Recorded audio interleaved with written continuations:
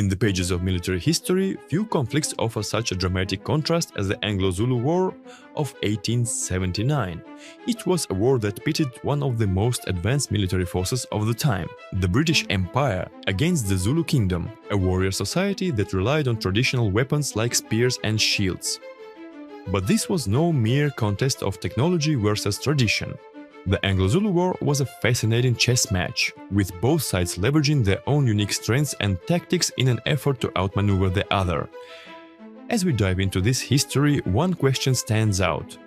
How did the Zulus manage to win battles against an opponent that seemed to possess overwhelming advantages in firepower, technology and resources? What strategies and tactics did they employ to hold their own, and even triumph against the British war machine? The answers lie in the heart of Zulu strategic thinking and battlefield tactics, especially during the initial stages of the British invasion in 1879.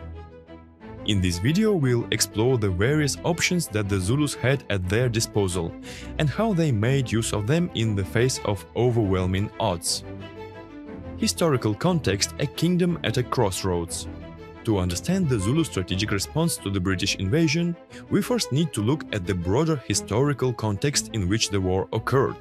By 1879, the Zulu Kingdom was facing an existential crisis.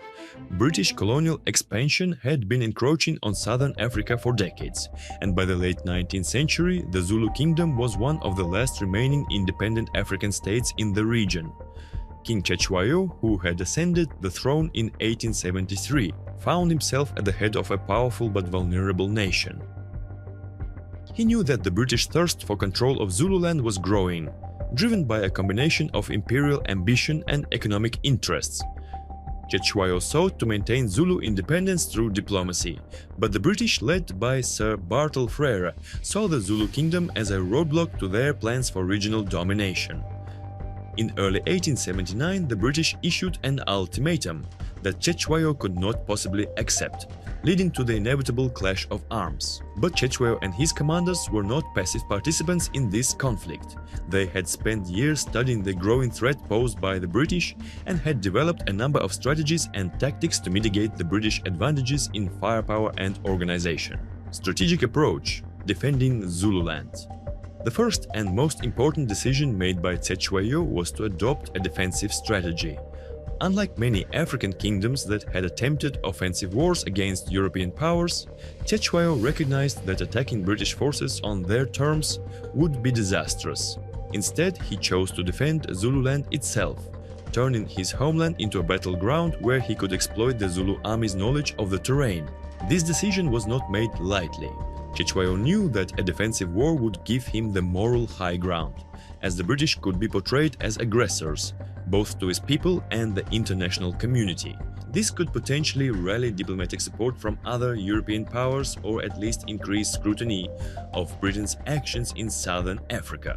More practically, Cetshwayo understood that by fighting on home soil, the Zulus could use the geography of Zululand to their advantage.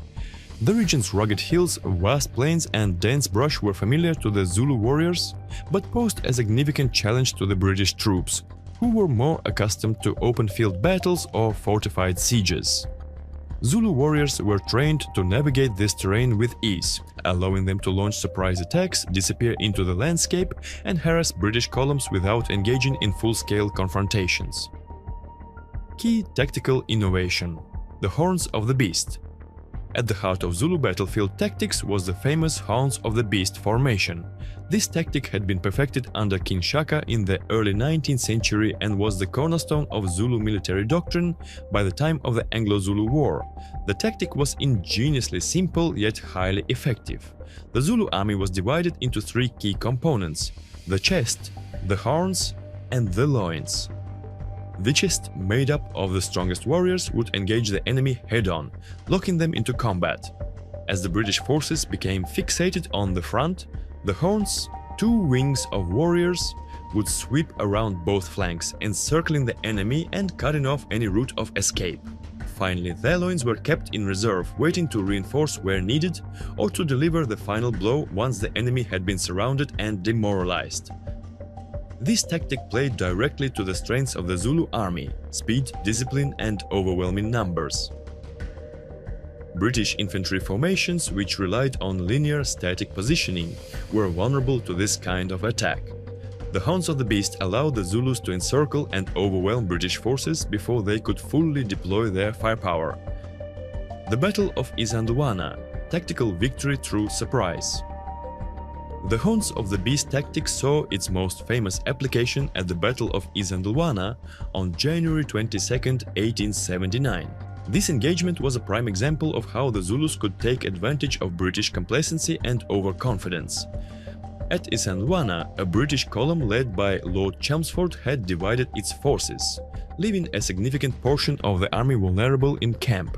Cetshwayo's commanders saw this as an opportunity and deployed a large Zulu force to attack the isolated British contingent.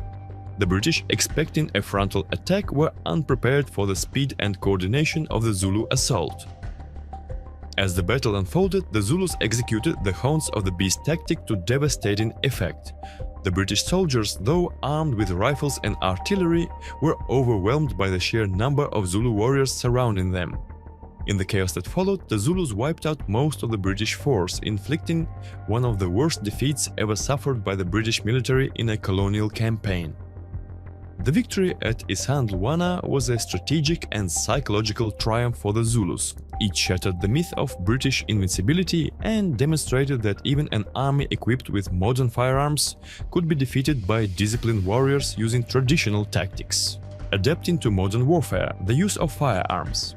While the Zulu army relied primarily on traditional weapons like the assegai, short spear and large cowhide shields, they were not entirely without firearms. Through trade and battlefield capture, the Zulus had accumulated a limited supply of muskets and rifles. Although their warriors were not as proficient with firearms as the British, they incorporated these weapons into their tactical repertoire where possible. Zulu warriors use captured rifles for long-range harassment and ambushes, exploiting the element of surprise to inflict casualties on British forces from a distance before closing in for hand-to-hand combat. However, it's important to note that the Zulu army's strength lay not in their limited use of modern firearms, but in their disciplined application of traditional tactics and their ability to adapt to the evolving nature of the battlefield. Cetshwayo himself recognized the limitations of firearms in the hands of his warriors.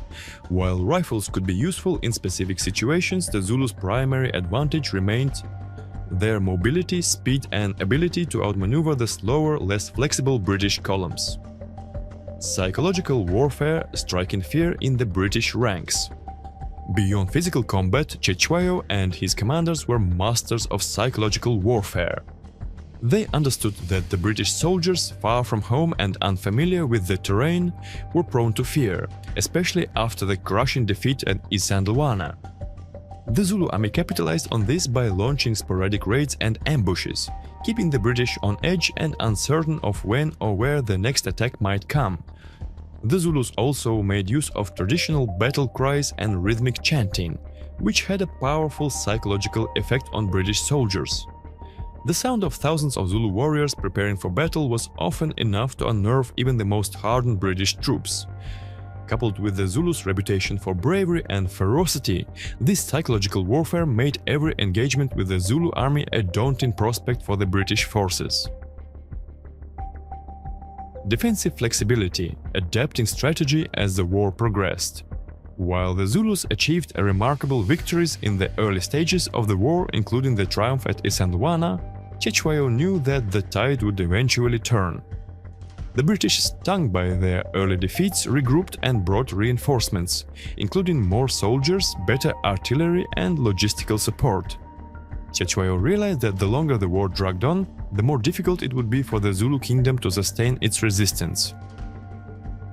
To counter this, Cetshwayo considered altering his strategy by withdrawing deeper into the heart of Zululand, where the terrain became even more difficult for the British to navigate. His hope was to prolong the conflict to such an extent that the British government would tire of the costs and seek a negotiated settlement.